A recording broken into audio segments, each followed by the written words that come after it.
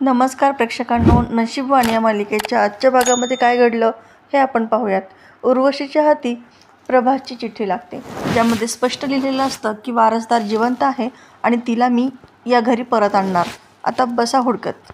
उर्वशी खूपच घाबरते. तिच्या तर पायाखालची जमीनच सरकून जाते. ही गोष्ट दादासाहेबांना सांगायला हवी असं म्हणून ती लगेच नागेश्वरला कॉल करते. आता इकडे रावण दहनाची तयारी केलेली असते गावकऱ्यांनी सगळी. तिथे नागेश्वर येतो. सर्वजण नागेश्वरचं टाळ्या वाजवून कौतुक करतात, स्वागत करतात. ढोल ताशांचा सुद्धा गजर चालू असतो. त्यावेळेस उर्वशीचा कॉल येतो. उर्वशी ओरडून ओरडून सांगत असते की दादासाहेब, मला प्रभासची चिठ्ठी सापडली आहे आणि ज्यामध्ये असं लिहिलं आहे की घराची खरी वारसदार जिवंत आहे. आता या गोंगाटामुळे नागेश्वरला काही ऐकूच येत नाही. तो मोठमोठ्याने म्हणत असतो, दीदी तुम्ही काय बोलताय, काहीच ऐकू येत नाही आहे, आपण आल्यानंतर बोलूयात असं म्हणून तो फोन ठेवून देतो.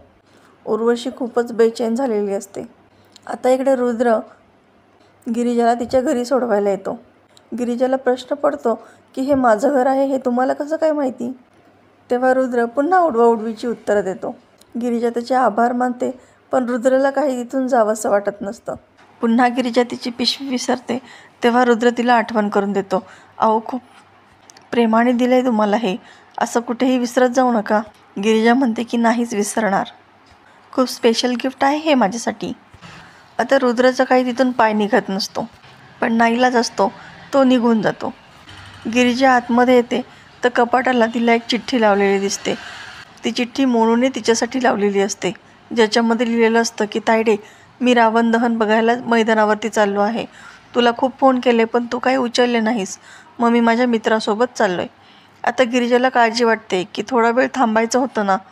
गिरिजा लगेच मैदानाकडे जायला निघते. आता इकडे मोनू त्याच्या मित्रासोबत जात असताना कुशल आणि त्याचे बाबा विहिरीवरती ड्रिंक करताना त्याला दिसतात. कुशल दत्तूला सांगत असतो की बघ तुझी पोरगी, त्या दिवशी तिला गाडीवर चल म्हटलं तर ती माझ्यासोबत आली नाही आणि आता त्या घोरपडेसोबत गावभर हिंडती आहे. तेव्हा दत्तू खूप पिलेला असतो. तो म्हणतो माझ्या पोरीबद्दल काही बोलायचं नाही हं. तेव्हा कुशल त्याच्या मोबाईलमध्ये असणारा तो फोटो दाखवतो. आता हे सगळं मोनू पाहत असतो. रागातच येतो आणि त्याच्या बाबांना तो धक्का मारतो. दत्तूच्या हातातील दारूची बाटली खाली पडते. दत्तू त्याच्यावरती खूप चिडतो. मोनू म्हणतो, बा जर तायडीला कळलं ना की तू इतकी ढोसली आहे. कुशल म्हणतो, काय करशील रे, काय होईल, कुठं आहे कुठं तुझी तायडी?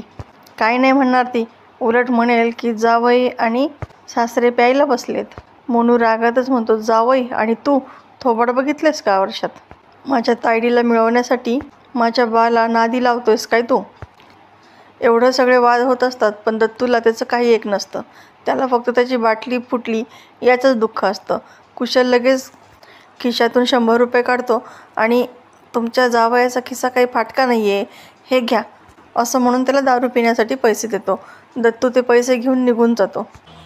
मोनू आता रागातच तिथे असणारा एक दगड उचलतो आणि कुशलला फेकून मारतो. कुशलचं चांगलं कपाळ फुटतं आणि त्याच्या कपाळातून रक्तसुद्धा येऊ लागतं. कुशल मात्र आता खूपच चिडतो. त्याला लगेच खांद्यावर उचलून दारूची बाटली घेऊन तिथून तो निघून जातो.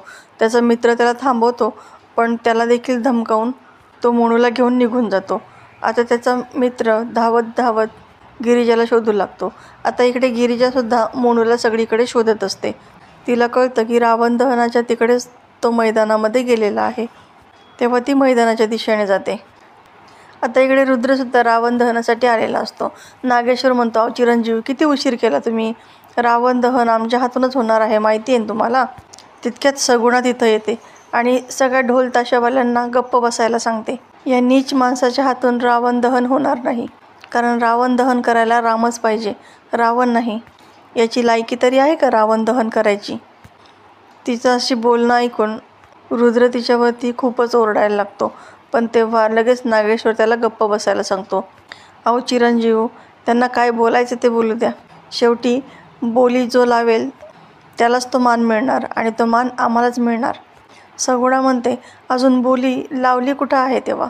नागेश्वर म्हणतो, या मंदिराला 10 लाखाची देणगी दिली आहे आम्ही.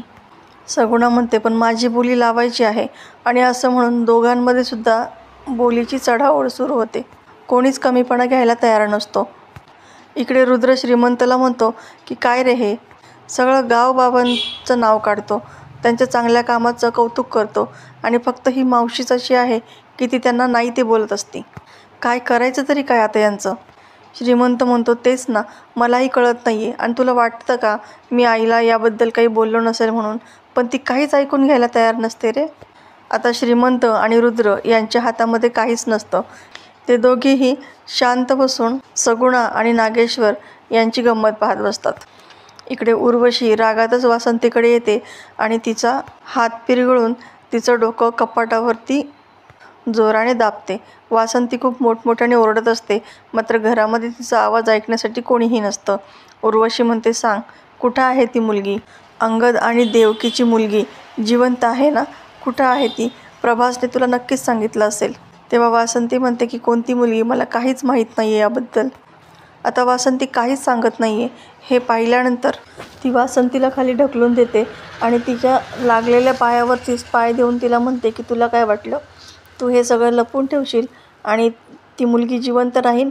मी आणि दादासाहेब मिळून आम्ही त्या मुलीला कधीच या घरापर्यंत पोहोचू देणार नाही. आता इकडे कुशल मोनूचे हातपाय बांधतो आणि त्याला म्हणतो की आता तुला कळेल की रावण दहन कसं होतं. आता तिथेच पोत्यांची थप्पी लागलेली असते. त्या थप्पीमध्ये तो मोनूला टाकतो आणि वरून देखील पोत्याने त्याला झाकून घेतो. आता मोनू खूप मोठमोठ्याने तायडे मला वाचव असं ओरडत असतो. कुशल म्हणतो, तुझा बाप तिकडे दारू पिण्यामध्ये दंग आहे आणि तुझी बहीण तुला शोधतीये. बघू आता या गोंगाटामध्ये तिला तू सापडतोस की नाही. मोनू खूप मोठमोठ्याने ओरडत असतो, मात्र रावण दहनाच्या सगळ्या कार्यक्रमाच्या गोंधळामुळे कुणालाही त्याचा आवाज जात नसतो. कुशल हातातील दारूची बाटली घेतो आणि सगळ्या पोत्यांवरती दारू ओततो. तशीच दारू ओतत ओतत तो रावणाच्या पेंढीपर्यंत आणतो आणि स्वतःशीच म्हणतो की आता कळेल. इकडे रावण पेटला. एक जरी थिनगी या गवतावरती पडली तर बरोबर तिकडे ते छोट्या रावणाचं दहन होईल. गिरिजा, बघ आता, शोध तुझ्या भावाला. आता इकडे गिरिजा मोनूला शोधत असते. तितक्यात तो मोनूचा मित्र गिरिजाला शोधत तिथे येतो. अगं ताई, तुला एक सांगायचं आहे. तुला शोधत होतो मी किती वेळाची.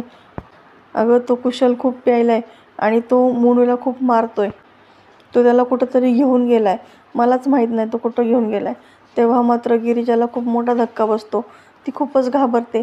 कुठं शोधायचं मोनूला असं म्हणून ती मैदानापर्यंत पोहोचते खरी, पण मैदानामध्ये इतकी गर्दी असते आणि खूप गोंधळ असतो, त्यामध्ये तिला काही मोनू दिसत नाही. खूप मोठा प्रश्न तिच्या पुढे असतो की मोनूला आता कुठं शोधायचं. तर प्रेक्षकांनो, येणाऱ्या भागामध्ये आपल्याला पाहायला मिळणार आहे की रावण दहनाची बोली नागेश्वर जिंकतो आणि नागेश्वर रावण दहन करायला जाणारच तितक्यात लाईट जातात. अंधारामध्ये मोनूला कसं शोधायचं म्हणून ती स्वतःच रावण दहन करते.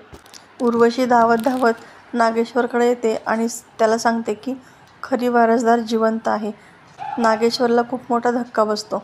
तर प्रेक्षकांनो, अशाच नवनवीन व्हिडिओ अपडेट पाहण्यासाठी चॅनलला सबस्क्राईब करा. नोटिफिकेशनसाठी बेल आयकॉन अवश्य दाबा. व्हिडिओ पाहिल्याबद्दल धन्यवाद.